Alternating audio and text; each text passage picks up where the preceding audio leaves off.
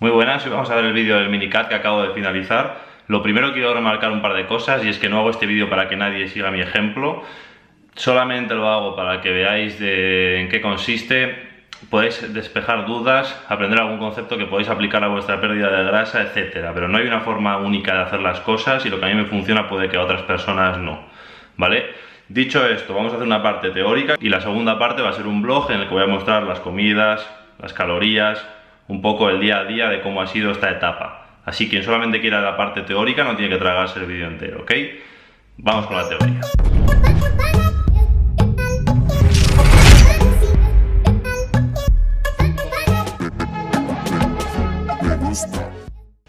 ¿Qué es el minicat? El minicat es una etapa de definición, ¿vale? O una etapa de pérdida de grasa breve y agresiva. La duración debería ir de entre mínimo 2-3 semanas. Si es muy breve no nos vamos a poder beneficiar de ella, así que mínimo yo la haría de 3 semanas y máximo de 6.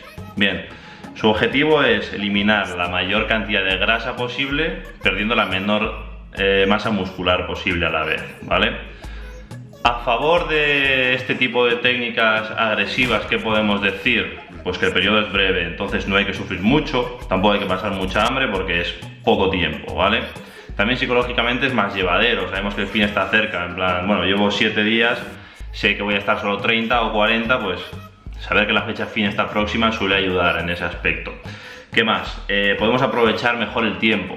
¿Con esto a qué me refiero? Si hacemos una etapa de definición de varios meses, sabemos que si estamos en déficit calórico no podemos crear músculo, ¿vale? Entonces perdemos muchas semanas o muchos meses de construir músculo. Estamos en abril, voy a poner un ejemplo muy práctico. Si yo ahora empiezo una etapa de definición despacito y controlada, etcétera, para el verano, y no vuelvo al volumen, perdón, hasta octubre, por decir algo, septiembre, octubre, estoy perdiendo un montón de meses desde abril hasta octubre sin poder hacer masa muscular. Quizás eso no es lo que más me interesa, ¿vale? En mi caso personal me interesa poder estar 1 año, 2 años, el tiempo que necesite en volumen hasta coger un tamaño óptimo o el que yo considere suficiente, y la manera de hacerlo mejor es metiendo minicats de vez en cuando. Bien, puede servir también como empujón a una etapa de definición más larga. ¿Cómo? Haciendo primero un minicat, digamos, le pegamos un buen apretón a la dieta, quitamos un poco de grasa, bajamos a X calorías y luego subimos un poco y hacemos una etapa de definición más llevadera. Así que puede servir tanto para romper el volumen como precursor de una etapa de definición larga. En contra, ¿qué podemos decir? Que es más agresivo que un recorte de varios meses.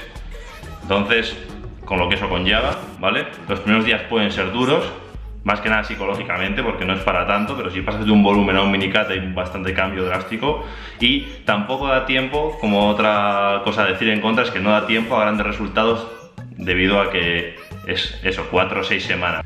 Respecto a la alimentación, vamos a ir por partes. Macronutrientes, lo primero sería mirar la proteína, que es quizá el factor más importante para no perder masa muscular junto al entrenamiento de fuerza, ¿vale? Yo lo mantengo en torno a unos 2 gramos por kilo, 2 gramos de proteína por kilo de peso corporal, sería lo ideal como estándar. Se puede jugar entre 1,8, 2,5, subirlo de ahí, subirlo a 3, 4 gramos de proteína no va a tener ningún beneficio, así que cada uno que ajuste dependiendo de sus sensaciones, nivel de saciedad, gustos, etcétera, ¿ok? Las grasas, al menos los días de entreno, y si estás acostumbrado a hidratos altos, vienes de un volumen con hidratos altos, yo las mantendría al mínimo, ¿vale? Al mínimo puede ser 0,7, 0,8. Cuantos más hidratos consumas normalmente, si vienes acostumbrado de eso, vas a rendir mejor en el gym. Puedes probar a subir las grasas los días de descanso y a subir los hidratos los días de entreno, dejando la proteína estable en torno a 2, como hemos dicho. Sobre todo los hidratos de carbono, lo más interesante creo que es meterlos en el perientrenamiento, o sea, antes, durante y o después de entrenar. Quizás si entrenas por la tarde no te compensa meter los hidratos por la mañana, cada uno que vaya viendo y jugando con eso. Y por último, los hidratos, lo dicho, los días de descanso se pueden bajar para, por gustos o por saciedad, subir otras fuentes que sean más de grasa, y la proteína siempre estable, jugar con esos 2 macronutrientes, con los otros 2, ¿vale? Los alimentos restringidos podría decirse que no existen, no hay alimentos restringidos en una etapa de pérdida de grasa, la historia son las cantidades, ¿vale? Puede ser momento de escoger bien, quizás unos alimentos antes que otros, ¿vale? Sobre todo nos interesa alimentos que sean altos en fibra, son más saciantes, etcétera. No comida basura, porque la comida basura apenas llena y puede desembocar en un atracón o cosas similares. Eso no significa que no puedas hacer una comida libre de vez en cuando, ¿vale? Dicho esto, sí que nos interesa priorizar algunos alimentos, aunque no haya algunos restringidos, sí nos puede interesar meter más unos u otros, ¿vale? Dependiendo de la etapa en la que nos encontremos. Entonces, por ejemplo, podríamos comparar una fuente de hidratos de carbono como la patata, que es una buena idea, sobre todo en el post-entreno o a lo largo del día, ¿vale? Para conseguir más saciedad, por ejemplo, respecto al arroz. O si nos puede interesar el queso fresco batido con respecto al yogur normal o al natural o al yogur griego, que son más calóricos y sin embargo con menos calorías vamos a conseguir los mismos macros o la misma proteína. Respecto al entrenamiento, sabemos que es una variable muy importante, ¿vale? Porque si el músculo no se ejercita, pues va a tender a perderse. Entonces, el entrenamiento es muy interesante, mantenerlo. Cada persona entrena de una forma, así que no voy a entrar tampoco mucho en detalles. Sí que es importante, si estáis haciendo una progresión de fuerza o un entrenamiento de fuerza, mantenerlo o incluso intentar cumplir con la progresión. Como hemos dicho, para conseguir hacer músculo sí hace falta un superávit, pero para conseguir la fuerza no. Digamos que no es obligatorio el tener un superávit para hacerte más fuerte, entonces podríamos centrarnos en eso. Quizás no es el momento idóneo para empezar una rutina exclusiva de fuerza, pero si estabas haciendo unas progresiones yo las intentaría mantener, ¿vale? O al menos mantener la intensidad bajando el volumen. ¿Esto qué significa? Puedes hacer menos trabajo, menos series del ejercicio, pero a la misma intensidad. Intentar mantener los pesos, que intentes mantener esa progresión o levantar el mismo peso, aunque sea menos series, pero mismas repes, mismo peso, o incluso progresar en eso, ¿vale? El entrenamiento debe ir siendo cada vez más difícil a lo largo del minicat. Si haces un entrenamiento pachanguero, la fuerza va a ir abajo y eso puede hacer perder masa muscular. El cardio no es obligatorio, el cardio es una herramienta más para quemar calorías, aumentar el gasto total, así que una vez más, a elección de cada uno, qué cardio hacer, cuánto, LISS, HIIT, etc. No puedo dar una pauta para eso general. Dicho esto, os voy a dejar aquí un ejemplo tipo de rutina de pesas, ¿vale? Está sacado de la web de Revive Stronger. Os recomiendo que echéis un vistazo a su web, tiene un montón de información también sobre minicats, sobre ganancia de masa muscular, pérdida de grasa, etc. Me gusta mucho este tío y cómo lo explica todo. Es un ejemplo simple de split de upper lower, torso y pierna. Como digo, intentar mantener las progresiones si las estáis haciendo ya, si no, intentar mantener la intensidad, jugar con el volumen, ¿ok? Vamos a ver algunas preguntas con su correspondiente respuesta, que son las más habituales que suelen salir al hablar de este tipo de pérdidas de minicats, ¿vale? El tamaño del déficit, ¿con cuánto déficit empiezo? Bien, si vienes de un volumen, damos por hecho que quizás tampoco conoces muy bien cuáles son tus calorías de mantenimiento actuales, porque empezaste a subir calorías, te estancaste, no subías, te entraron las prisas, las subiste más. Bueno, si sabes cuáles son realmente tus calorías de mantenimiento, mínimo le bajaría, son 500 es lo que se suele decir, 500 calorías respecto al mantenimiento, o un 15% es con lo que se suele jugar para las etapas de pérdida de grasa. Teniendo en cuenta que es un minicat, yo te diría que todo el déficit que puedas soportar, ¿vale? Todo el déficit que puedas soportar siempre y cuando cumplas las necesidades básicas, como hemos hablado, la proteína, el mínimo de proteína, el mínimo de grasas, y que comas la suficiente comida para tener energía, seguir entrenando, seguir haciendo tu vida habitual, etcétera, ¿vale? Que no te impida hacer tu vida normal. Entonces va a ser muy personal. También dicho esto, tú decides si comer menos o aumentar más el gasto. Puedes aumentar el NEAT más, haciendo más cardio, etcétera. Eso ya es jugar a elección de cada uno. ¿Cuánto peso debo perder por semana? Es otra de las preguntas típicas. No puedo decir un número, cada persona es un mundo. Yo apenas estoy bajando de peso y psicológicamente eso me viene muy bien, porque como voy a volver al volumen después del minicat, no voy a meterle después un déficit prolongado, me viene bien no perder mucho peso, más que nada por tema psicológico. Entonces no voy a decir un número, hay gente que perderá medio kilo a la semana, hay gente que perderá más, gente que perderá menos. Tomaros fotos, tomaros medidas, vídeos, etcétera, es lo mejor, ¿vale? Dependiendo de la cantidad de hidratos que estéis comiendo, el peso va a variar. Si nos acercamos más a una dieta cetogénica o una dieta alta en grasas, vamos a tener menos glucógeno, por lo tanto el glucógeno a su vez requiere agua y pesa más. Entonces, si estamos en una dieta más cetogénica o baja de hidratos, pesaremos menos. Eso no significa que hayamos perdido más grasa, Si un día entrenas y cenas hidratos, al día siguiente pesarás más. No significa que hayas cogido grasa. Por eso no me gusta usar el peso como una referencia. ¿Qué se puede hacer? La primera semana incluso del minicut no tenerla en cuenta por estos motivos, ¿vale? Y luego ir pesándote quizás cada día y sacar una media semanal. Y si he pesado el lunes 80, el martes 81, el miércoles 80,5, sumo todo, divido entre 7 y te va a dar una media semanal. Y los primeros días no los contaría, ¿vale? ¿Qué es mejor? ¿Bajar calorías o incrementar la actividad? Ambas son factibles, como hemos dicho, entonces escoge la que mejor te venga, la que más se adapte a tu estilo de vida, etc. Si levantarte a las 5 de la mañana, que es de noche, para hacer cardio, te va a suponer un estrés, etcétera, añadido, pues quizás te sale mejor comer 200 calorías menos que hacer ese cardio. Cada uno va a tener que ir viendo dependiendo del día, su momento, el momento en el que se encuentre, etcétera, ¿vale?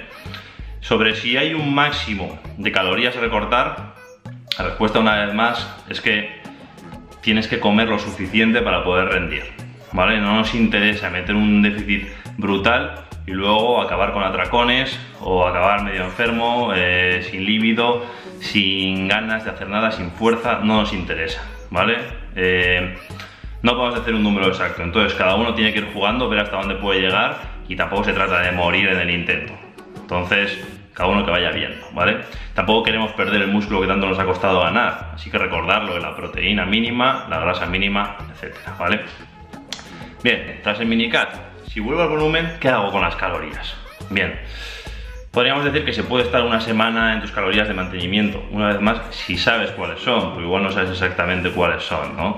Entonces, para calcularlas lo que hace falta es un fallo de acierto, encontrar tus calorías en las que ni subes ni bajas, también sacando medias. Lo mejor es sacar medias, como he dicho, y no fiarte de un día o de otro, porque puede variar. Entonces, deberías hacer un fallo de acierto durante 15-20 días. Como supongo que no quieres perder ese tiempo, pues una opción sería subir paulatinamente cada semana en base a resultados. Un ejemplo práctico sería, imaginemos que estás en volumen, voy a poner mis datos, ¿vale? Estoy en volumen a 3800 y meto un minicut a 2500. Vale, a la vuelta, ¿qué hago? Pues quizás hago una primera semana en 3000, una segunda en 3300. Me voy a quedar, creo que ahí, e iré ajustando según resultados cada 15 días, porque creo que 3800 para mi último volumen quizás fue excesivo. Entonces siempre dependerá de si hemos escogido un déficit muy grande o no a la hora de hacer el minicut. Así que no se puede dar un número exacto, ¿ok? Preferencias de alimentos. Bueno, como he dicho antes, no hay alimentos restringidos. Aún así es momento de escoger bien. Sobre todo me interesa meter alimentos altos en fibra, por la saciedad, no comida basura que puede acabar derivando en atracones, más hambre, etc. Me salté todo lo de un día. ¿Qué hago ahora? Vale, no está todo perdido. Se puede intentar compensar con la media semanal, ¿vale? Intentar que un día no influya en la etapa completa. Como hemos dicho, haces una media semanal, cuentas las calorías y si un día en vez de 2500, como era mi caso, te has ido a 4000, intenta compensarlo con la media semanal. Justo a la mitad del proceso me han surgido cosas, tengo mucho estrés, mucho trabajo. ¿Qué hago? Bueno, yo intentaría mantener el déficit igualmente esos días, aunque sea más pequeño, aunque una semana no puedas entrenar. Puedes jugar con bajar las calorías o aumentar la actividad. Una vez más, hay que adaptarse a lo que ocurra, a los factores externos que no podemos controlar, como puede ser el trabajo, el estrés, me ha dejado la novia, etc. ¿Influye el número de comidas al día? Bueno, lo más importante es el total diario, como ya sabemos. Dicho esto, yo sí recomendaría hacer al mínimo al día 3, ¿vale? Mínimo 3 comidas para estimular la síntesis proteica, todo ese rollo. Entonces, yo lo dividiría al menos en 3. Si pueden ser 5, pueden ser 6, pueden ser 3. Hacer más comidas no va a hacer que quemes más calorías, así que a elección de cada uno, hacer un ayuno intermitente o no, etc. ¿Puedo practicar ayuno intermitente? Es la siguiente pregunta. Sí, pero bueno, al final lo que funciona sabemos que es el déficit calórico, así que no por hacer ayuno intermitente vamos a quemar más grasa. Si se ajusta a tu estilo de vida, etc., puedes hacer ayuno intermitente sin problema. ¿Puedo hacer una dieta tipo cetogénica? Sí. Pero una vez más, lo que funciona es el déficit calórico, ¿ok? Como hemos dicho, si haces una dieta cetogénica es posible que el peso vaya para abajo antes. ¿Cuándo es mejor meter los hidratos de carbono? Como hemos dicho en el perientrenamiento, antes, durante o después, o las 3 a lo largo del día. En los primeros días bajé mucho peso, pero después me estanqué. ¿Qué pasó? Vale, como hemos dicho, los primeros días quizás sería más interesante incluso obviarlos y no tenerlos en cuenta, ¿vale? Los primeros 5, 6, 7 días ni siquiera tenerlos en cuenta.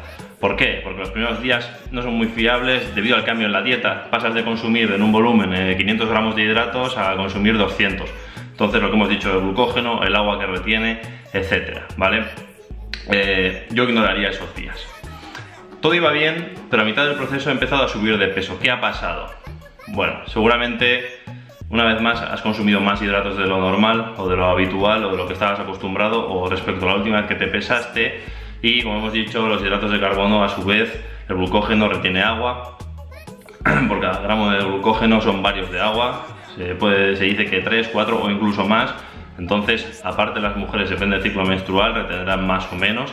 Así que si entrenaste el último día y encima comiste bastantes hidratos, aparte del glucógeno muscular, el hepático estarán más llenos y pesarás más, ¿vale? Como siempre, una vez más, hacer la media semanal y no fiarse solo del peso de un día, que no cunda el pánico porque de repente el peso se ha estancado, ha subido o ha bajado. ¿Sirve como una descarga al minicut? Realmente no. Realmente, para aprovecharlo al máximo, lo suyo sería hacer la descarga antes del minicut. ¿Por qué? Estamos hablando de que es una etapa de pérdida de grasa agresiva. Entonces, lo que menos nos interesa es llegar a esa etapa ya, digamos, estresados. Cuando hacemos una descarga es porque hemos llegado al volumen máximo que podemos tolerar en el gym, estamos cansados, estamos quemados, etc. Entonces, si llegamos al minicut ya estresados, vamos mal, ¿vale? Entonces, lo suyo sería hacer la descarga antes del minicut, bajando, por ejemplo, a calorías de mantenimiento la semana previa. No necesitas mucho trabajo o volumen para dar estímulo a los músculos, además de que no estás fatigado, ¿vale? Entonces, la situación idónea sería esa, hacer la descarga antes. ¿Puedo hacerlo si llevo tiempo en definición? No. Como se indica en el punto anterior, es preferible estar menos fatigado y estresado posible, ¿vale? Entonces, si tú ya llevas 3, 4, 6 meses en definición y dices quiero un apretón, no es así como funciona, porque ya vienes de una situación de estrés, de fatiga previa, etcétera. Refeed, cheat meals, bueno, al ser una etapa de pérdida de peso tan breve, ¿vale? O tan corta, de 4 o 6 semanas, no son necesarios. Dicho esto, puedes hacerlo si crees que te van a ayudar a llevarlo mejor, vida social, etc. Siempre que los puedas cuadrar en las calorías y en los macros, mejor. Y bueno, de momento no hay más preguntas, esto es. Y si tenéis cualquier duda o lo que sea, lo podéis dejar aquí en comentarios. Y vamos con el vlog, espero que os guste.